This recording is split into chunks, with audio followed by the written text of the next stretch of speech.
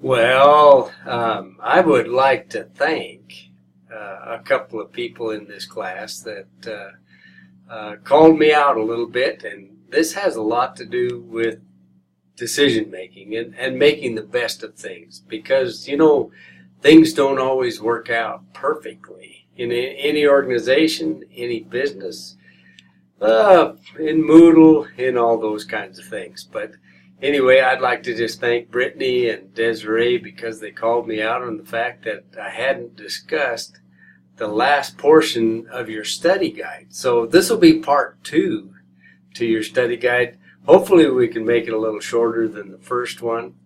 But I'm always interested in the fact that, if you call me up, I'll talk about just about anything with you or any of your concerns or judgments or comments that you have and that sort of thing. So much appreciated.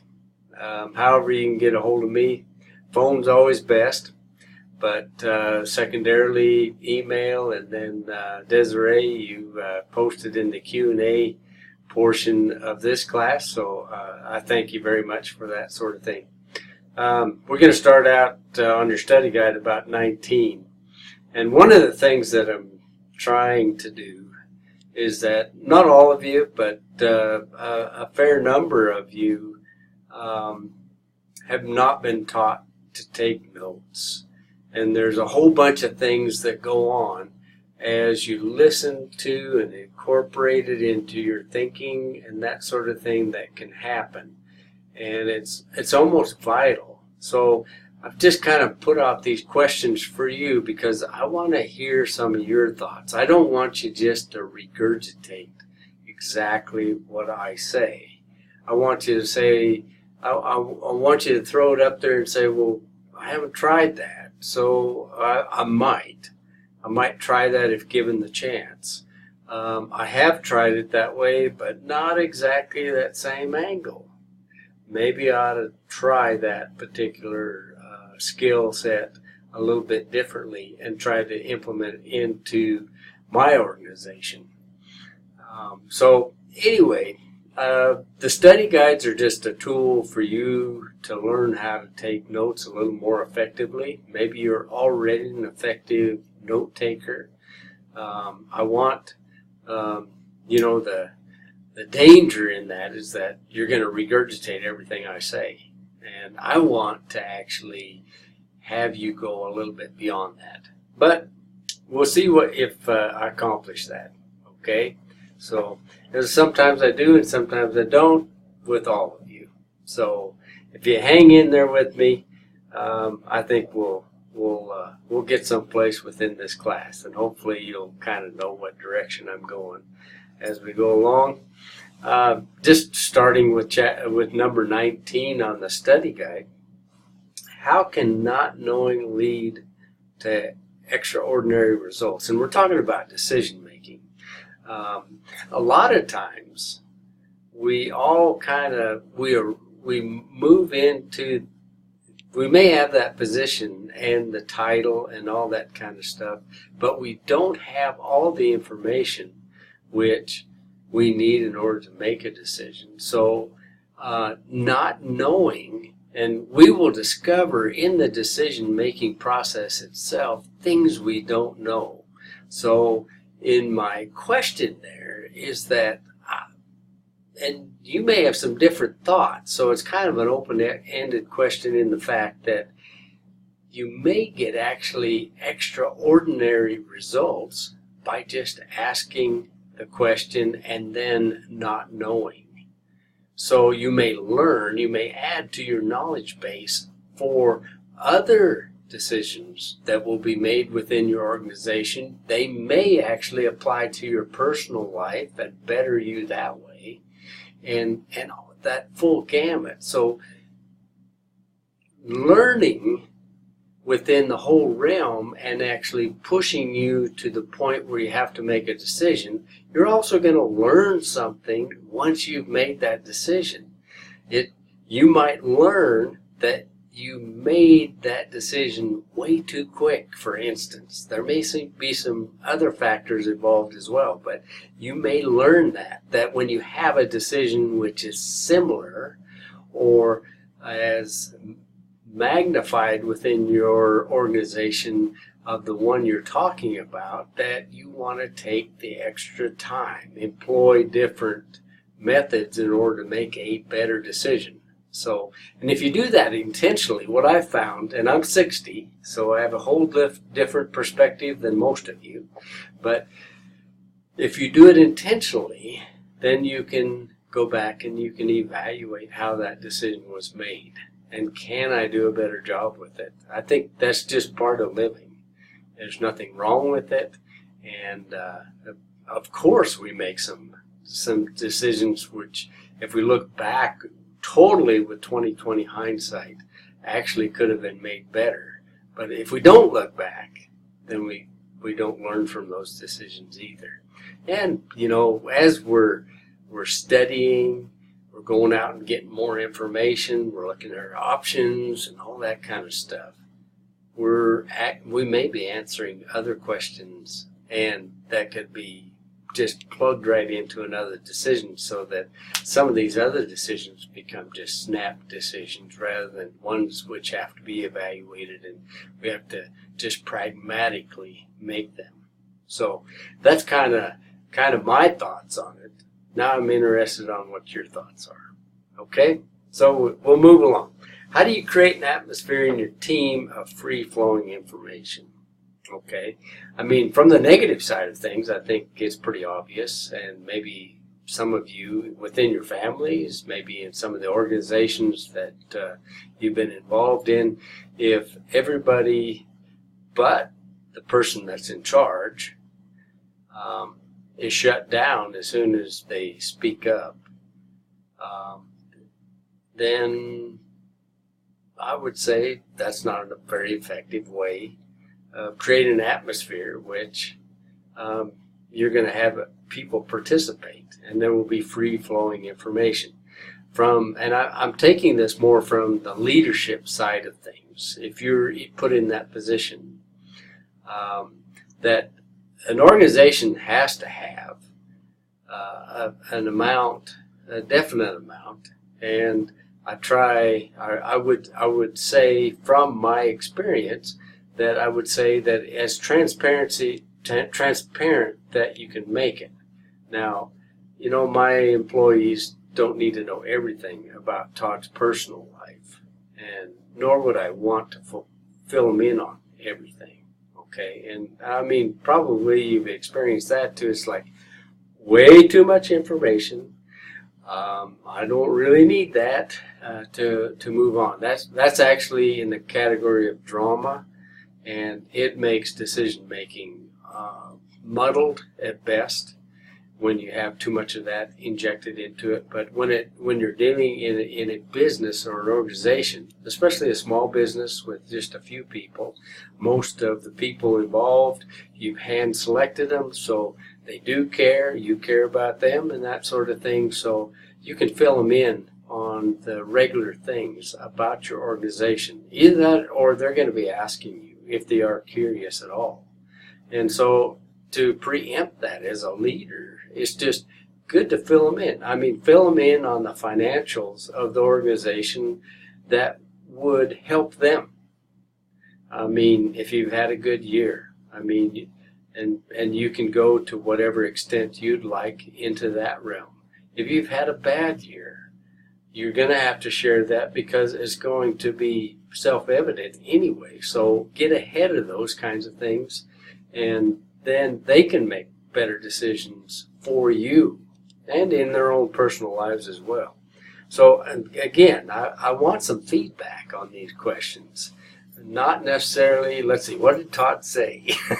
Okay, so I know that all of you, I don't care if you're 18 years old or you're even younger, you have been put in these kinds of things from either the subject area or even having had some leadership responsibilities. And, you know, all of us have successes and all of us have failures. I don't know if I've said it yet, but It only takes 20 years to become an overnight success. So that includes a whole mountain of failures. So we have that built into our memory, and we can actually learn from those things. That's the great thing that God's given us as a gift, is the fact that, when we put our hand on the stove and we get our hand burned, we can learn from that, and we just don't want to do that again. Okay? Maybe that's anyway. I won't try to do that. Go into that any further. But interested in your concerns and judgments as far as that question, of course. Okay. So the next question has to do with consensus, and being in a large organization at this point in my life, we have, I don't know, 400, 500, 600 maybe employees at the college here. And I love this college. I'm very loyal to it. I've been associated with it since 1981 when I was a student, so up until this point. So I have a lot of history and good reasons and positive things to say about it. But here's one of the things that larger organizations especially assign to a large group is consensus. Everybody must agree when they come out of here. Well, that actually takes the onus of the actual deciding out of the leadership's hands when you do that. And as a leader, you are supposed to get input from others. You are supposed to have other people go out and research portions of a particular decision and the options that are available to the company at that point. But the responsibility is on you as far as the decision goes. And having a large group, or even 4 or 5, to be honest with you, have to have consensus come out of a committee, for instance, is not the road to actually the best decision. Face it, folks, is that most of the time we have several roads in front of us that we can take, and we're going to have to decide. Have you ever thought about it? I mean, you've got 4 major artillery roads that are going to be smooth sailing no matter which one you go on. But you're going to leave it up to consensus so that you're going to have to do some off-roading. How is it going to be a bumpy road for you? Probably. And what happens when you actually implement or try to implement consensus is you get just a watered down version of yourself and the actual organization. So you basically end up spinning your wheels. Everybody can pat themselves on the back, and that may be a positive thing, but you don't move forward. Businesses, if they're not moving forward, they're not productive, they're not efficient, and a whole lot of things. So I want your concerns and judgments on that one. Maybe you've had some experience with that. I would bet, if I was a betting man, if I was in Las Vegas, that you have. Okay? So I'm going to have you, actually, number 22 is great decision to follow this sequence. Okay? And some of you you've been involved in 4-H and FFA and organizations, maybe if you haven't been involved in those two, you understand or have been through this process, but argue doesn't mean that, you're calling each other names and things like that. It can be done in a civil fashion. And actually, I think most people in this day and age especially are a little bit afraid to voice their opinions at times. But the leader is supposed to provide an environment for, if they're going to include a group of people in a decision, is to give them a safe space. Okay? And so they can throw some things out there to see if they stick on the wall, for instance, for a decision.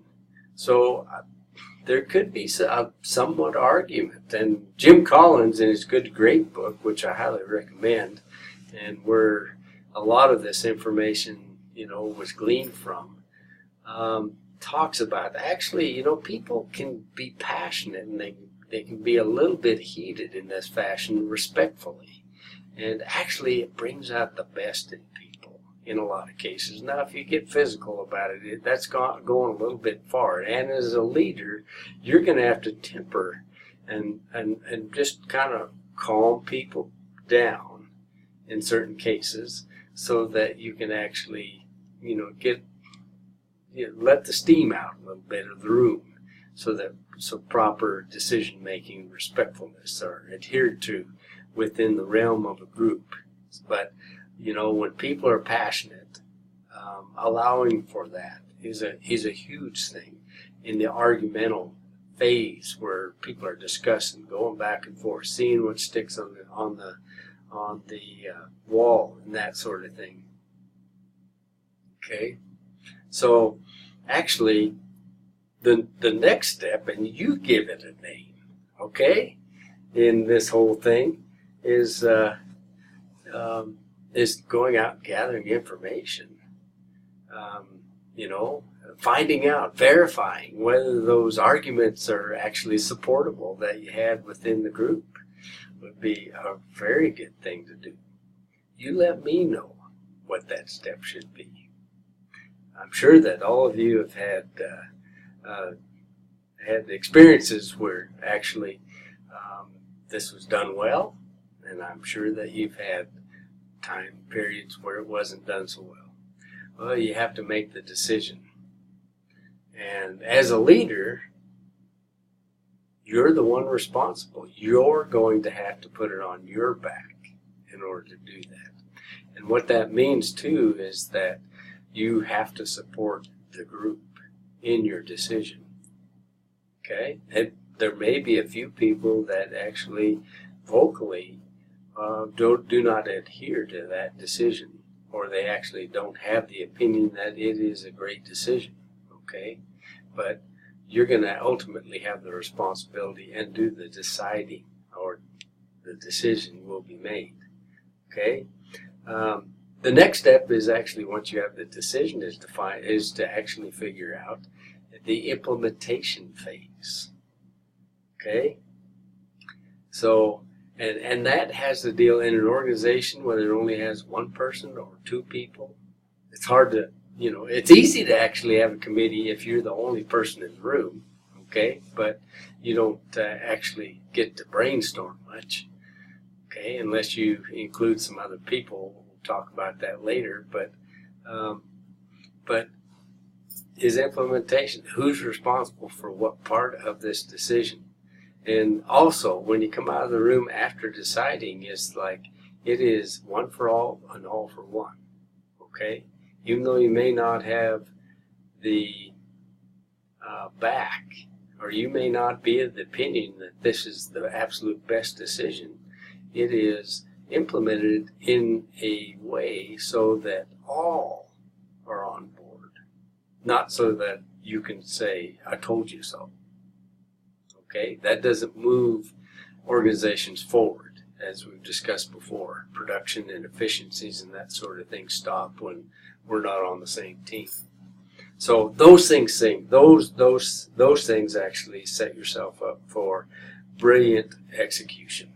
And the final step would absolutely be that you evaluate some of those major decisions, especially maybe all of them, so you can tell whether or not that was a great decision. And if nothing else, one of the things I've learned in business is that you learn how to succeed.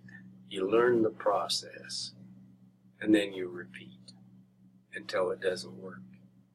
Okay? And you're studying, you're a student the whole time. You're a disciple of the evaluations of those decisions, so that you don't get off course, so that you can make a better decision or the same quality of a decision the next time. How can you deal with there's never enough time to make a good decision. And I know all of you have some input to this, but here's my 2 cents worth, okay? Regularly scheduled get-togethers, whether you call it a meeting, whether you call it a report, whether you call it a huddle, whatever it is, regularly you get together. As a leader, it's so important that you create the environment. You cause the transparency to happen within your organization. People do know what is expected of them and what they're expected to do, and how those things will be measured and why they are important. So I'm sure you can add some more things to that. Now, I promised you that this thing would be a little shorter. I'm not sure it is, but anyway, there's my bit on the last end of the study guide. If you have some other things that have worked within decision making, this is more of the kind of deciding that happens within a real business. And in academia, we kind of get hung up on the scientific method of deciding and things like that. And in a business, it's done a little bit more organically. And I mean that by saying that we have to include the people, our circle of supportive people, employees, professional, outside my accountants and my legal advice and that sort of thing. So anyway, hopefully that helped you, and we'll put it on pause for now until we see you again. Thank you.